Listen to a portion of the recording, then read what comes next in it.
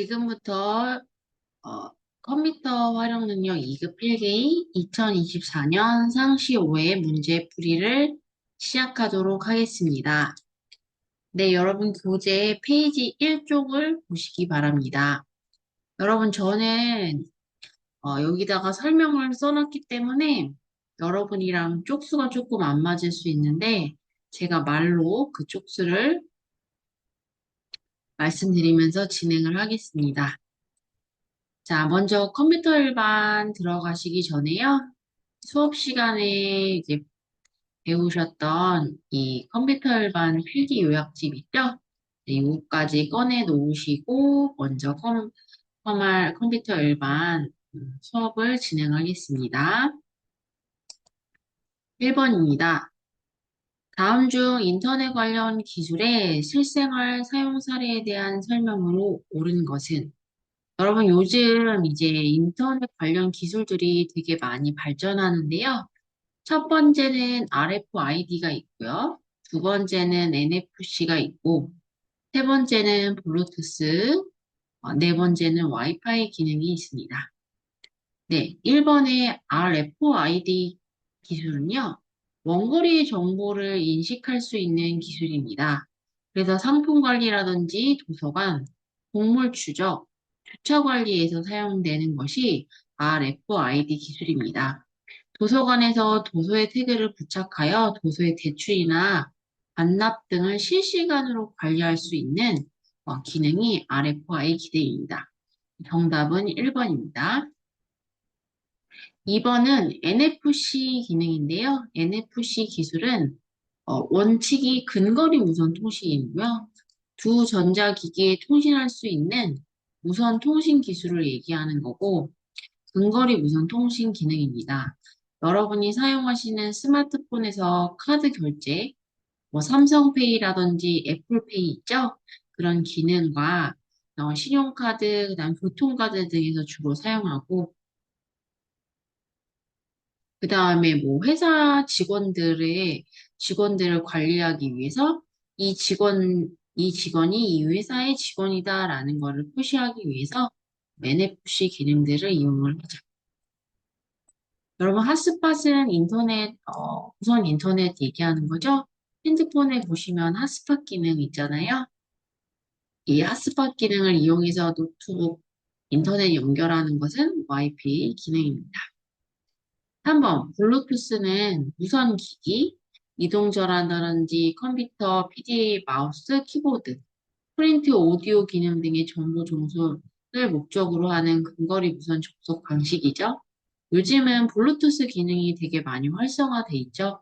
이어폰이라든지 좀 마우스라든지 키보드도 다 블루투스 기능으로 무선 접속을 해가지고 이제 간편하게 관리할 수 있는 기능이 블루투스 기능이죠.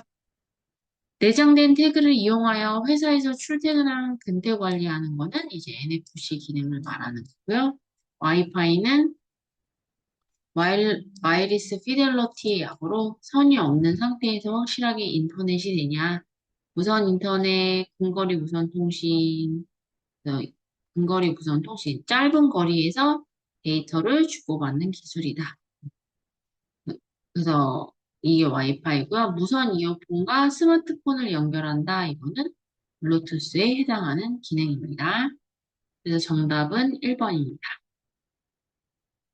2번입니다. 다음 중 한글 윈도우즈 10의 설정의 시스템의 정보에서 확인 가능한 내용으로 옳지 않은 것은 여러분 요즘 시험이 윈도우 10 기준으로 돼 있어서 화면이 다르더라도 들어가는 입구는 좀 다를 수 있지만 들어갔을 때 화면은 똑같거든요. 그래서 저는 윈도우 11 기준이어서요. 그래도 들어가는 입구만 다를 뿐이지 내용은 같기 때문에 내용만 보시면 되겠습니다. 자, 설정창의 단축키는 윈도우 I고요. 윈도우 R을 누르셔서 시스템에 예, 윈도우 10도 밑에 있어요. 정보를 클릭하시면은 이렇게 윈도우즈에 몇 기가인지 이렇게 다 나와요. 사양에 대한 기능이 설정에 시스템의 정보에 관한 거죠. 이번에 설치된 운영체제 윈도우즈 사양, 장치 이름 및 프로세스의 종류와 설치됨의 램 용량, 윈도우즈 설치 날짜 및 시스템의 종류, 32비트인지 64비트인지 운영체제의 정보 등을 알 수 있는 게 설정의 시스템의 정보에서 확인할 수 있는 기능이고요. 현재 로그인한 사용자 계정 및 로그인 옵션은 설정의 계정에서 할 수 있는 기능입니다. 정답은 1번입니다. 3번. 다음 중 보기의 네트워크 관련 장비와 관련된 OSI 7계층 옳은 것은 자, 여러분이 먼저 프린트를 한번 보실게요. 컴퓨터 일반 프린트 맨 뒷장에 보시면은 12쪽을 보시면은 여러분이 네트워크 접속 장비에 대해서 배우셨어요. 네트워크 접속 장비에는 허브, 라우터, 브릿지, 리피터, 게이트웨이, 모뎀 총 6가지가 있는데 이 네트워크 접속 장비들은 네트워크 관련 피라미드 집합으로 다 이루어져 있어요.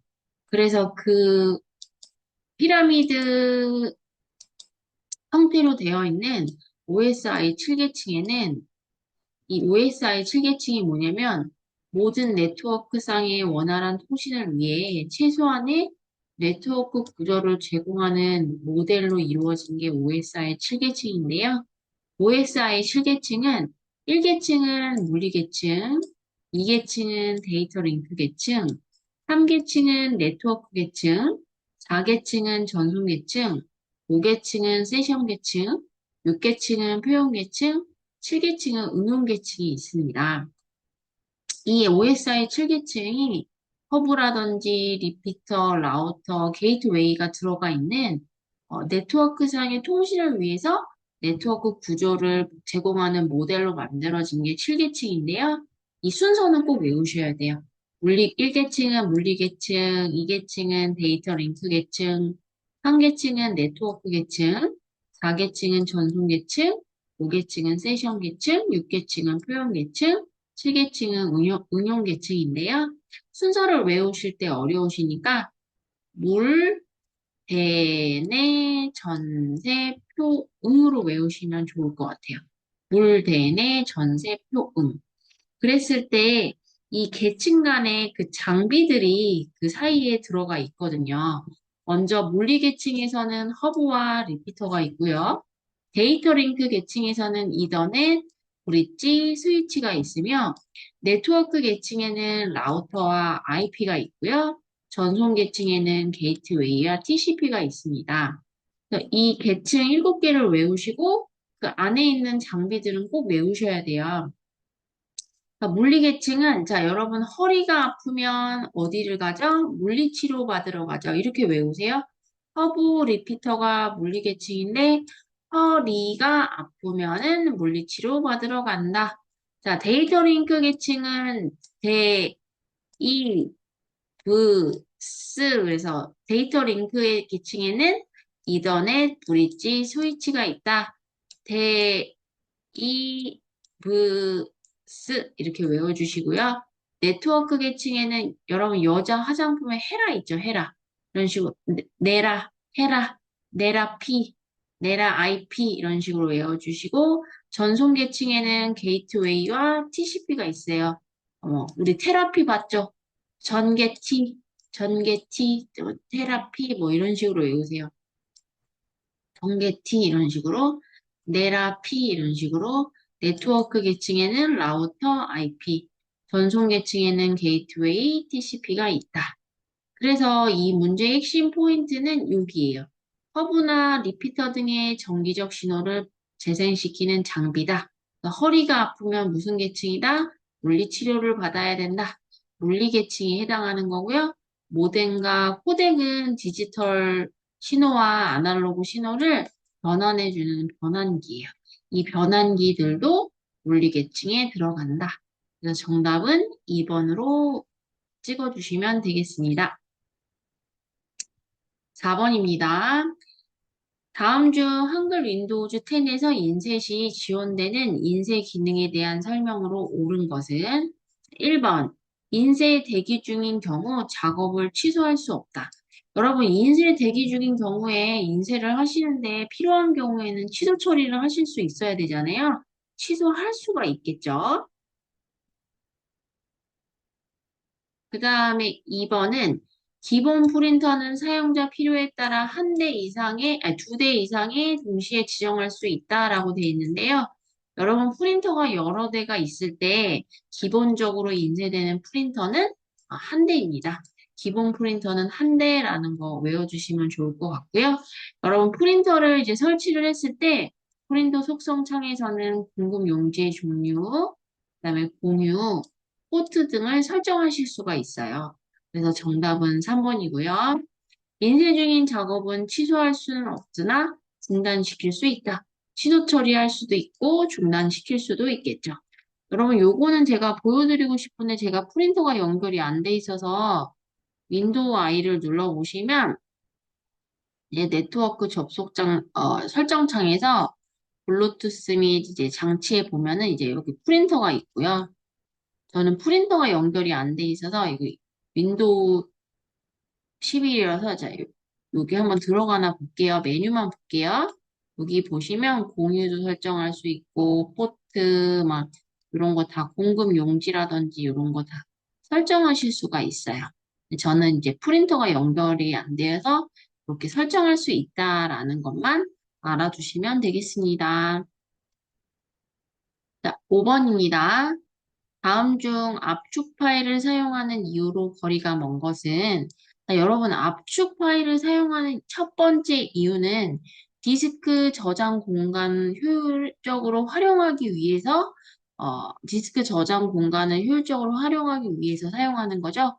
압축하는 이유는 뭐예요? 용량을 작게 만들기 위해서 압축하는 거죠. 그다음에 연관된 여러 파일을 하나로 묶어 관리할 수 있고요. 그다음에 파일 전송 시 시간 및 비용을 절약하기 위해서 압축 파일을 사용하는 거죠. 정답은 3번입니다. 디스크의 논리적인 결함이나 물리적인 결함을 발견하기 위해서는 디스크 검사, 디스크 정리, 드라이브 최적화 및 조각 모음이 이에 해당됩니다. 자, 여러분 윈도우 2를 누르셔서 탐색기로 들어가시면요. 내 PC를 클릭하셨을 때 C 드라이브가 나옵니다. C 드라이브에서 오른쪽 버튼을 눌러주시면은 이제 속성이 나와요. 근데 여러분 제가 윈도우 11이어가지고 잠시만요. 이게 참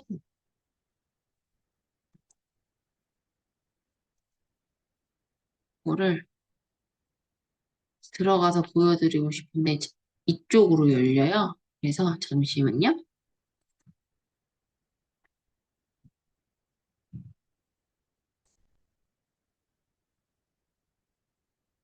잠시만요. 이게 윈도우 10이면 바로 열리는데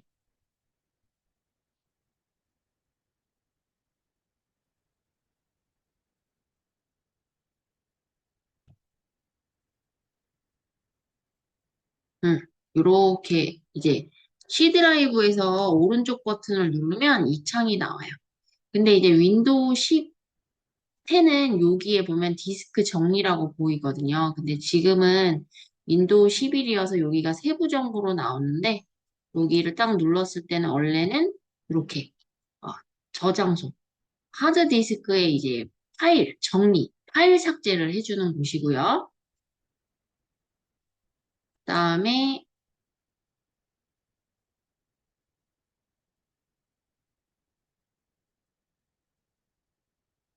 저는 이렇게 들어가요. 그 다음에 여기 도구 탭에 가시면 오류 검사. 이 검사를 누르셨을 때 이제 오류 수정이라든지 문제가 생겼을 때 이제 검사를 해주고 오류도 수정해 줄 수 있고요. 그 다음에 드라이브 최적화 및 조각 모음은 최적화한다라는 거는 속도를 향상시킨다는 뜻이거든요.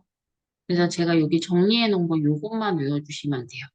디스크 검사는 불량 섹터라든지 불량 섹터는 이제 그 디스크 자체가 망가졌다는 뜻이거든요. 그 문제가 생겼거나 오류를 검출해서 수정을 해주는 역할을 해주고요. 디스크 정리는 파일 삭제를 해줘서 공간을 확보하죠. 디스크 정리해서 뭐를 삭제하냐? 다운로드한 파일 제거, 임시 인터넷 파일, 휴지통의 파일을 어, 휴지통으로 들어가지 않아도 한꺼번에 지우실 수가 있어요. 임시 인터넷 파일은 여러분이 인터넷에서 뉴스 보시고 정보 찾는 쓰레기들이 이 디스크에 쌓이거든요. C 드라이브에. 그랬을 때 디스크 정리를 눌러주시면은 한꺼번에 지워지고요. 드라이브 최적화미 조각 모으면 조각이 낮다라는 거는 속도가 느려졌다는 얘기예요. 그래서 단편화가 조각이 낮다라는 거거든요. 이 조각이 난 거를 제거를 해주는 거죠. 그러면 속도 향상이 이루어집니다. 이렇게 디스크 검사부터 드라이브 최적화 및 조각 모으까지 여러분이 요것만 외워주시면은 내용이 될 것 같습니다. 6번입니다.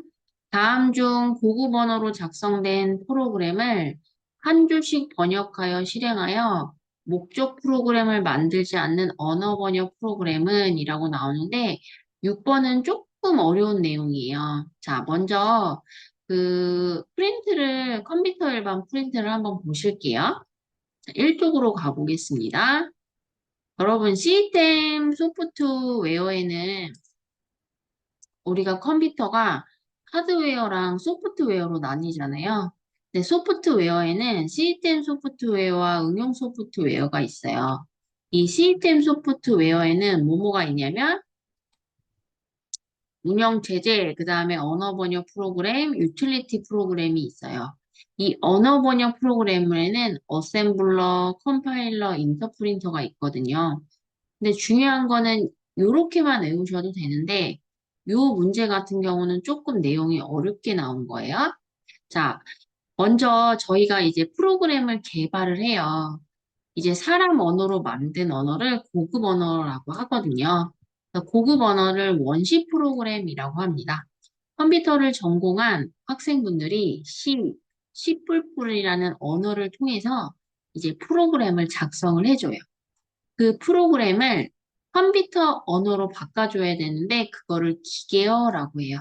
그래서 그거를 뭐라고 하냐면 목적 프로그램을 생성했다라고 해요. 사람 언어를 컴퓨터가 이해하기 쉬운 기계어로 바꾸기 전에 해야 될 일은 번역하는 과정이에요. 그 번역할 때는 컴파일러와 어셈블러, 인터프린터가 있어요.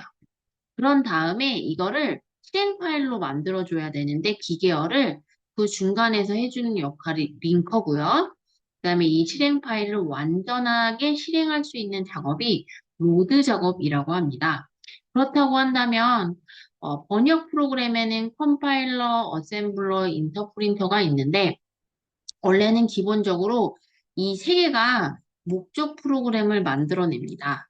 그러나 좀 더 자세하게 들어가면요. 컴파일러는 목적 프로그램을 생성을 하지만 인터프린터는 목적 프로그램을 생성하지 않고 바로 실행 파일로 작업으로 넘어가서 자동으로 이제 실행 파일로 넘어가요. 목적 프로그램을 생성하지 않고 그냥 바로 실행 파일로 넘어갑니다. 그래서 컴파일러는 이제 번역을 할 때 목적 프로그램을 생성하고 번역은 전체로 번역을 해요. 그런데 인터프린터는 한 줄씩 행으로 이제 번역을 해줘요. 그래서 컴파일러는 번역 속도가 전체를 번역하기 때문에 느리고요. 전체를 번역하기 때문에 실행 속도가 빠르고 인터프린터는 한 행씩 번역을 하기 때문에 번역 속도가 한 행씩 번역하니까 빨라요. 그렇지만 한 행씩 번역을 하기 때문에 실행 속도가 느림을 알 수가 있습니다. 이렇게 세트로 꼭 외워주셔야 돼요. 그래서 한 줄씩 번역하여 실행하여 목적 프로그램을 만들지 않는 언어 번역 프로그램은 이게 무엇이냐면 인터프린터가 해당이 되겠습니다. 그래서 정답은 4번입니다. 7번입니다.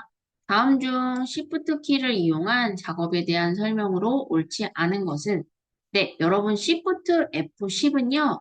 선택한 항목에 대한 바로가기 메뉴를 표시해주는 단축키라고 했죠?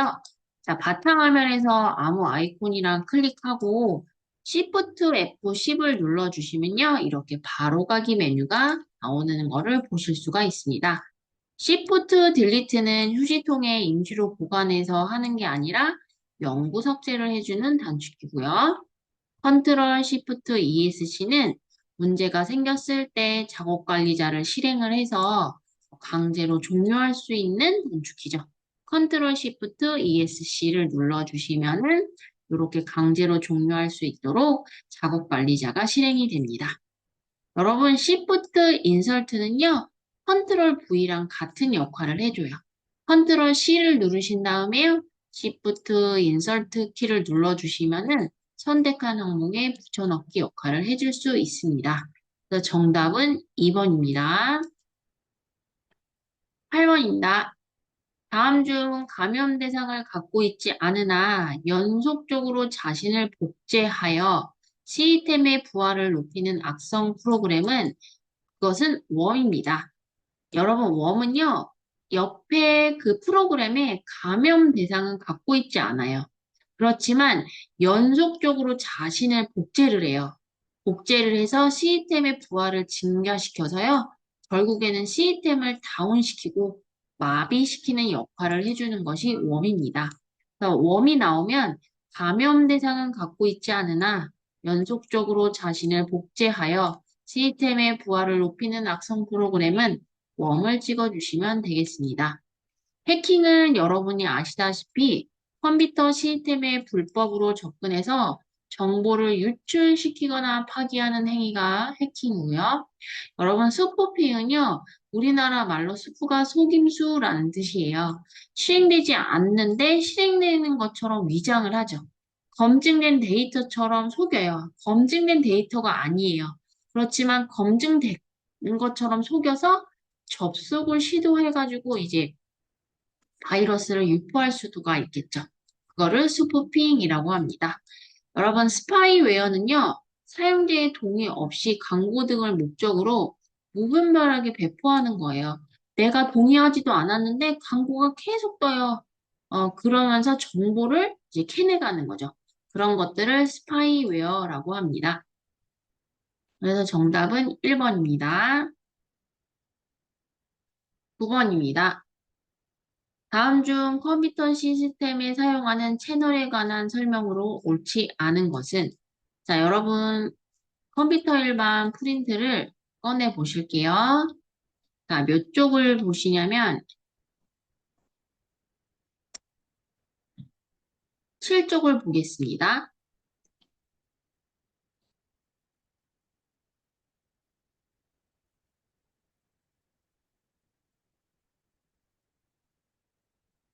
여러분 컴퓨터 하드웨어 장치 구성에서는 속도가 제일 빠른 CPU, 캐시 메모리, 주기억 장치, 보조기억 장치가 있어요. 근데 여기서 중요한 거는 CPU는 연산을 하고 제어를 하고 이제 임시로 기억하는 역할들을 해줘요. 그런데 이 CPU 자체가 해야 될 일들이 너무 많은 거예요. 그래서 이 CPU 자체가 해야 되는 일이 너무 많기 때문에 여러분 잠시만요.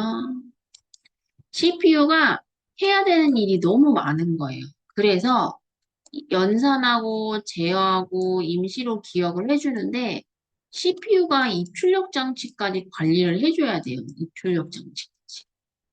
근데 이 CPU 자체가 입출력 장치까지 하기가 너무 어려운 거예요. 그래서 이 입출력 장치 작업을 채널이라는 곳에 권한을 부여를 해줘요. 야, 채널아, 내가 입출력 장치까지 관리하기가 어려우니 너가 입출력 장치를 담당해줘라. 그래서 채널이 입출력 장치의 역할을 해줘요. 근데 이 채널 자체가 권한만 부여한 거지, 입출력 장치를 관리했을 때 문제가 발생했을 때 이거를 해결할 수가 없는 거예요. 그래서 이 채널이 입출력 장치에 문제가 생겼을 때 CPU한테 말을 하는 거죠. 아, 이거 입출력 장치를 담당하고 있는데 문제가 생겼어. 해결해줘. 그러면 CPU가 하던 일이 있겠죠. 그 하던 일을 멈추고 먼저 입출력 장치의 문제를 해결한 다음에 다시 자기의 역할로 돌아오는 용어를 여기에서는 또 interrupt라고 합니다.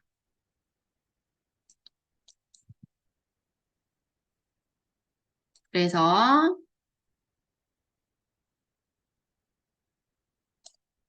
교재를 보시면은 채널에 관한 설명으로 옳지 않은 것은 주변 장치에 대한 제어 권한을 CPU로 넘겨받았어요. CPU 대신 입출력을 관리하고요. 입출력 작업이 끝나면 CPU에게 인터럽트 신호를 보내요. 문제가 있으니까 문제를 해결해 주세요. 그 다음에 4번 같은 경우에는 뭐 안 보셔도 되는데 그냥 한 번만 읽어보세요. 셀렉터, 멀티플렉서, 블록 멀티플러스 등이 있다. 여기 채널에 관한 설명을 좀 자세하게 적어놨는데요. 주변 장치에 대한 권한 제어를 CPU로 넘겨받아 CPU 대신 입출력을 관리하고요. CPU와 독립적으로 입출력만을 제어하기 위한 시스템의 구성 요소예요. 입출력이 일어나는 동안 CPU가 다른 일을 하지 못하는 문제를 극복하기 위해 개발됐어요. 인터럽트 신호는요, CPU 중앙 처리 장치가 어떤 프로그램을 실행하고 있는데, 당장 처리해야 하는 프로그램이 생겼을 경우, 인터럽트 신호를 보내서 먼저 처리해야 하는 프로그램을 처리하고, 다시 예전 프로그램으로 돌아가는 것을 인터럽트 신호라고 합니다. 그래서 정답은 3번입니다. CPU와 주기억 장치의 소통 차이를 해결하기 위해서 사용되는 거는 캐시 메모리라고 했죠. 아까 컴퓨터 일반 7쪽을 보시면요. 원래는 이제 웬만한 이제 기능을 CPU가 처리를 하고 있어요. 근데 얘가 속도가 너무 빠른데 이제 여러분이 보조기억 장치에서 저장을 하면 CPU가 접근을 해서 일을 해야 되는데 속도 차이가 너무 발생하니까 중간에서 이제 주기억 장치가 보조기억 장치로 접근해서 일을 해줘요. 그래서 CPU가 접근을 주기억 장치로 접근해서 자기 일을 해요. 그렇지만 CPU가 속도가 너무 빠르기 때문에 이 주기억 장치 사이에서 속도 차이가 발생해요. 그 속도 차이를 해결해 주기 위해서 나온 게 캐시 메모리다. 중앙 처리 장치와 주기억 장치 사이에서 속도 차이를 해결해 주기 위해서 나온 게 캐시 메모리이다. 이렇게 알아두시면 되겠습니다.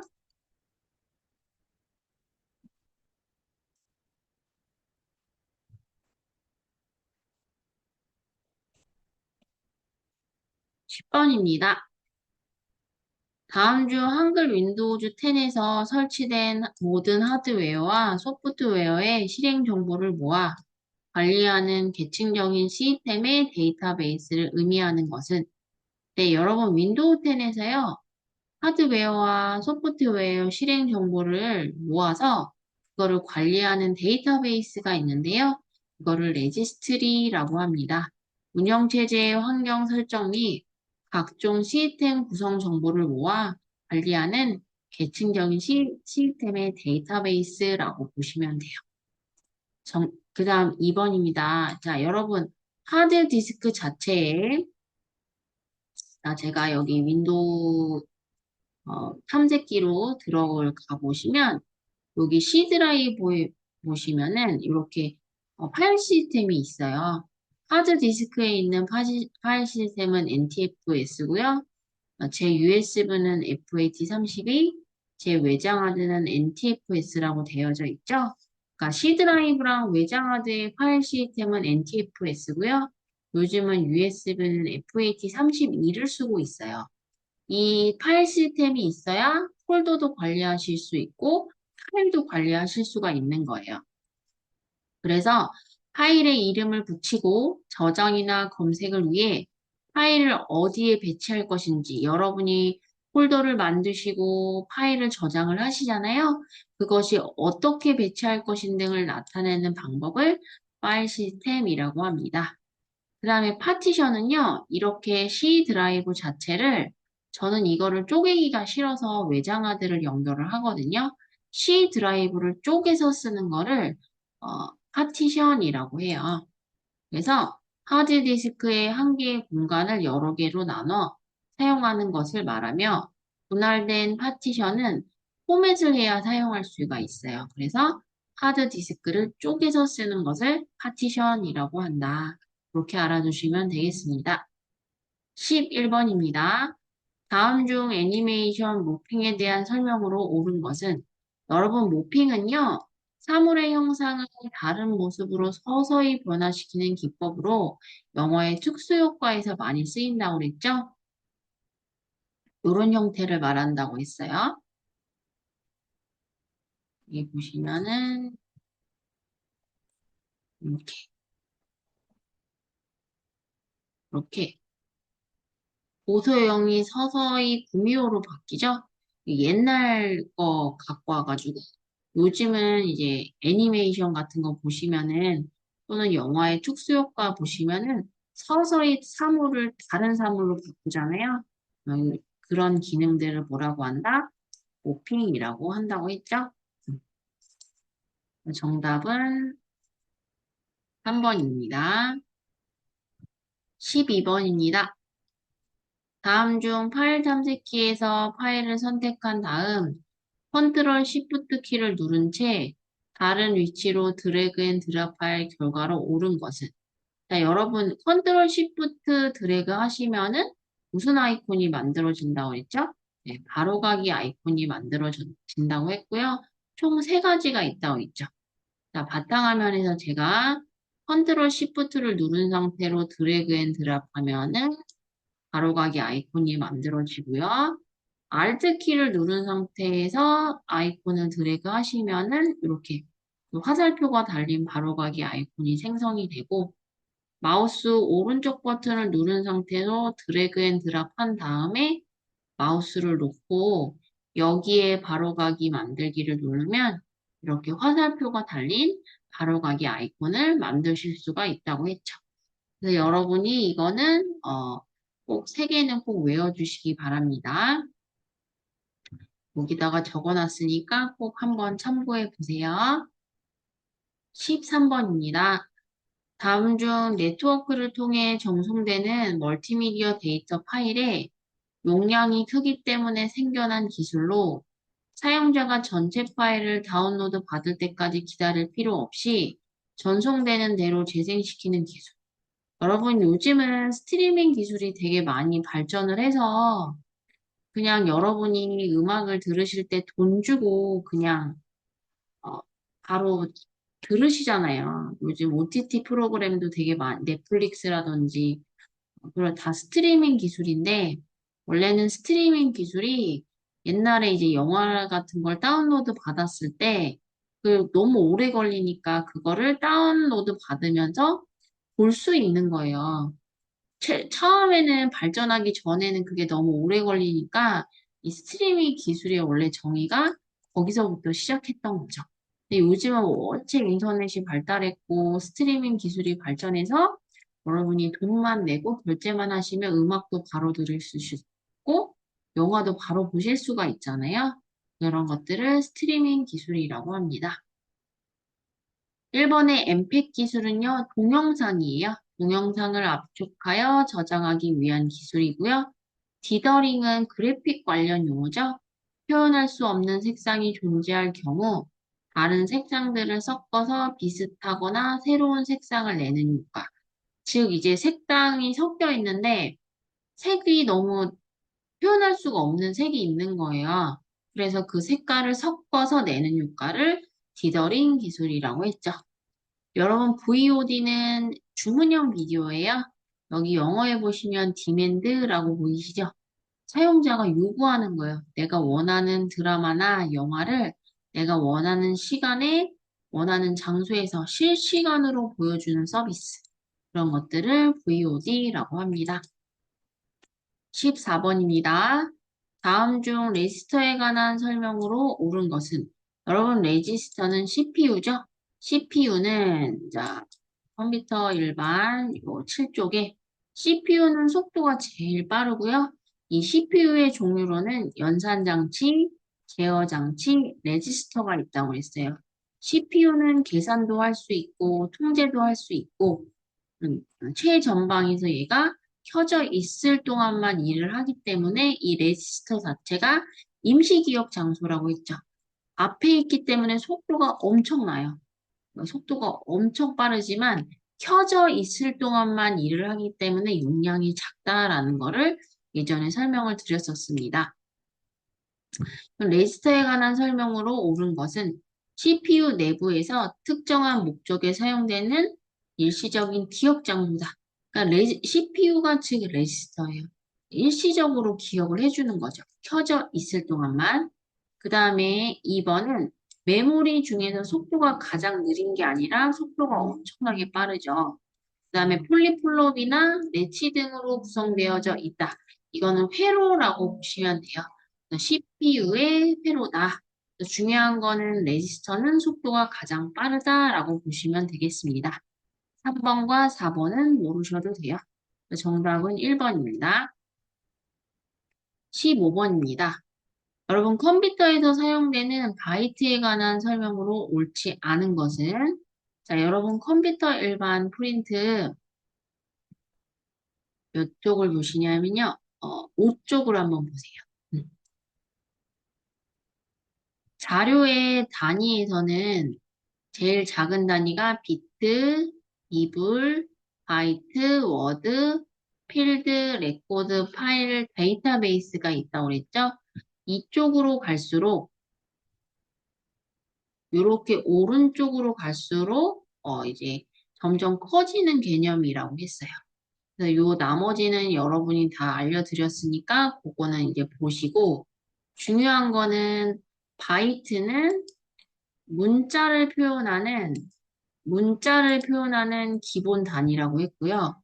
바이트는 8비트가 이제 비트가 8개가 모여서 구성되어 있는 거고 그다음에 8비트다 그러면 2의 8승이다. 256개의 정보를 표현한다 라고 했습니다. 바이트가 문자를 표현하는 기본 단위이기 때문에 영문자, 숫자, 기호, 공백은 한 문자를 1바이트로 표현할 수 있다고 그랬고요. 한글과 한자는 한 문자를 2바이트로 표현할 수 있다라고 했습니다.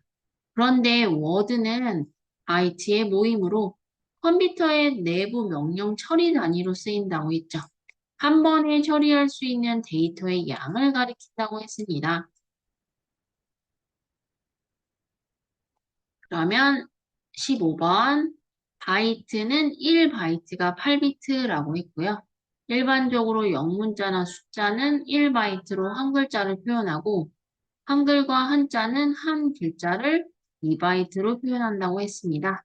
1바이트가 8비트라고 했으니까 2의 8승이니까 256가지의 정보를 표현할 수 있죠. 1바이트는 컴퓨터의 각종 명령 처리하는 기본 단위는 바이트가 아니고 워드라고 했죠. 정답은 3번입니다. 16번입니다. 다음 중 시퀀식에 대한 설명으로 옳은 것은 여러분 시퀀식은요. 이제 음악을 녹음하는 작업이에요. 컴퓨터를 이용해서 오디오 파일이나 여러 연주, 악기 소리 등을 프로그램에 입력해서 녹음하는 방법이에요. 음악을 제작하고 녹음을 편집하는 작업이죠. 어떻게 보면 MP3처럼 사람의 목소리를 녹음한다기보다는 여러 연주, 악기 소리 등을 녹음하는 것에 좀 가깝습니다. 그래서 정답은 1번입니다. 자, 2번 또 외워주세요. 전자악기 사이의 데이터 교환을 위한 규약으로 음의 강도, 악기 종류 등과 같은 정보를 기호하여 코드한 방식이에요. 즉, 시니사이저 같은 전자악기로 연주 정보만 가지고 있어요. 자연은 안 되고요. 사람 목소리 안 돼요. 콩나물 대가리 있잖아요. 그 음표 표시. 음의 높이, 음포의 길이, 음의 강약을 표현해 주는 게 BT라고 보시면 되겠습니다. 여러분, 아날로그 신호는 연속적인 물리량이에요. 이렇게 그래프를 취급하고요. 디지털은 0과 1, 컴퓨터 신호를 얘기하는 거예요. 이 아날로그 신호가 사람 몸에서는 목소리에 해당돼요. 저희 목소리가 여기 목에다 대시면 증폭 현상이 생기잖아요. 이게 아날로그 신호고요. 디지털 신호는 컴퓨터 신호예요. 이 사람 목소리를 컴퓨터에다가 녹음하는 거. 자연 음향과 사람 음성 표현이 가능한 거를 웨이브라고 합니다. 또 이 웨이브에서 발전한 게 MP3가 있죠. MP3가 가장 이제 사람 목소리를 녹음한 것 중에 가장 제일 많이 쓰는 거긴 하지만 MP3의 단점은 손실 압축이에요. 압축률이 너무 좋기 때문에 이제 빨리 이제 저희가 음악을 들을 수가 있어요. 그러나 무손실 압축 포맷이면서 음원의 손실 없이 사용할 수 있는 오디오 파일에는 플렉이 있어요. MP3는 손실 압축이에요. 손실이 되거든요. 근데 이제 플렉은 여기 영어 보시면 프리 로스리스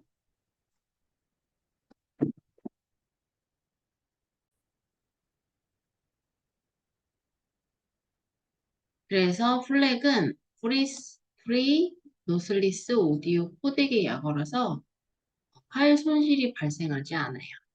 그래서 4번은 플렉에 관한 내용입니다.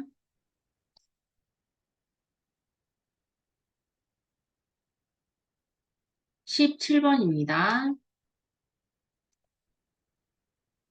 다음 중 랜에 대한 설명으로 옳지 않은 것은 여러분 랜은요 근거리 통신망으로 우리나라 말로 근거리 통신망이라고 해요. 컴퓨터 일반 프린트에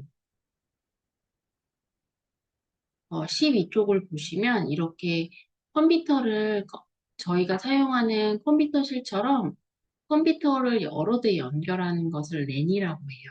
이거를 이제 우리나라 말로 근거리 통신망이라고 하는데 이 근거리 통신망의 가장 큰 장점은 정보를 공유하는 게 그 장점이에요. 그래서 근거리 통신망으로 비교적 전송 거리가 짧아 이 근거리는 가까운 거리만 연결을 하기 때문에 전송 거리가 짧아서 에러 발생률이 낮고요. 그 다음에 이거는 자원 공유가 목적이에요. 그래서 컴퓨터를 상호 연결해서 내용들을 공유할 수 있고요. 그 공유하는 거에는 프린터라든지 보조기억 장치들을 공유할 수가 있습니다. 그 다음에 전송 방식으로는 반이중 방식을 사용하여 상호 통신에 통신할 수 있다라고 되어 있는데요.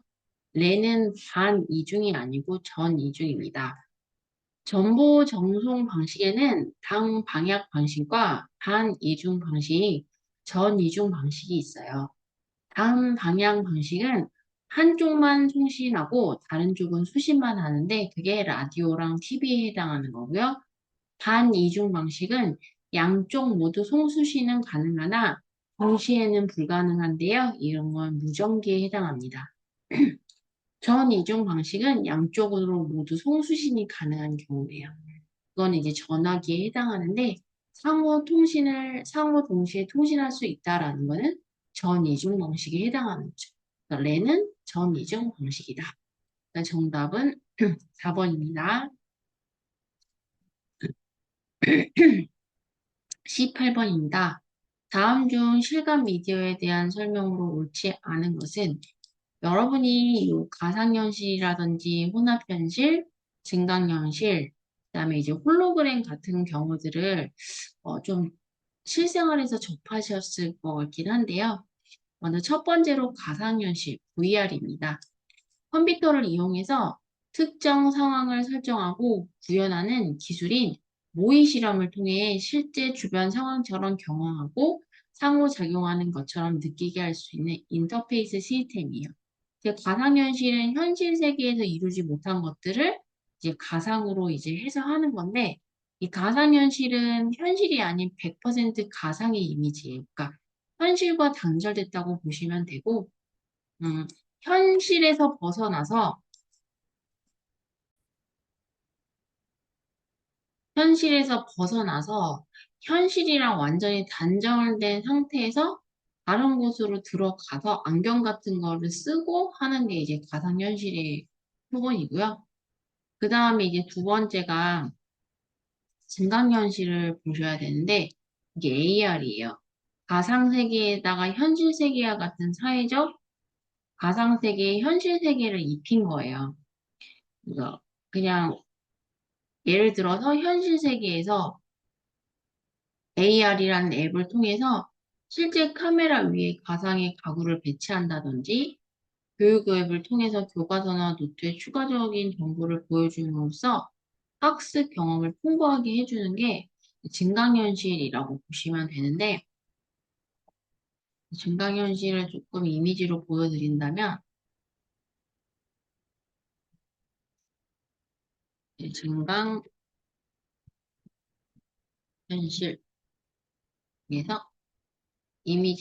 이미지를 보시면, 이런 식으로 이 현실 세계에서 이 앱을 통해서 뭔가를 실현할 수가 있는 거죠. 그러니까 현실 세계랑 분리되는 게 아니에요. 응. 그래서 뭐 맛집이라든지 이제 포켓몬고 같은 거 예전에 되게 유행했었잖아요. 현실 세계에서 앱을 켜가지고 내가 원하는 것들을 할 수 있게 해주는 거죠. 그런데 이제 그거를 가상현실이랑 증강현실을 혼합한 게 혼합현실이에요. 현실 세계의 가상현실을 접목하고 현실적인 물리적 객체와 가상 객체가 상호작용. 증강현실 같은 경우는 상호작용을 못해요. 그냥 보기만 할 수가 있거든요. 내가 그냥 작업 정도만 할 수 있는데, VR과 AR 특성을 합친 기술로요. 현실 세계와 가상 세계의 정보를 결합해 두 세계를 융합시키는 공간으로 만들어내는 기술인데, 증강과 가상의 장점만 따온 거예요. 즉, 예를 들어서 뭐 어떤 특정, 뭐 기계를 조립을 하는데, 내가 그 기계 화면을 볼 수 있는 거는 증강현실까지는 가능한데, 그거를 직접 조작해보고, 이제 앱을 통해서 조작해보고 작업을 할 수 있는 게 혼합현실이라고 보시면 돼요. 근데 3번에 보시면 사회적, 경제적, 문화적 활동 및 일상생활이 이루어지도록, 그러니까 사회, 경제, 문화까지 이제 전파된 게 메타버스라고 보시면 돼요. 그래서 정답은 3번이에요. 그 다음에 홀로그램은 빛의 간섭 원리를 이용하는 기술로 레이저와 같이 감독성이 있는 광원을 이용 감섭 패턴을 기록한 결과물로 3차원 이미지를 만들거나 광원을 이용하여 재생하며 3차원 영상으로 표현이 가능한 기술인데요. 이 보시면은